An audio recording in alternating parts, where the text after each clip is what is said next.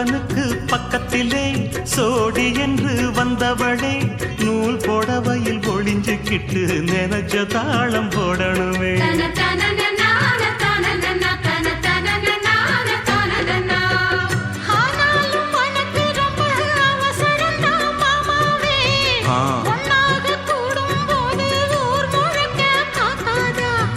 பார்த்தாலும் தவறு இல்ல பனியுறங்கும் ரோசாவே உன்னால சொத்த வச்ச மூக்குலதான் வைக்காத.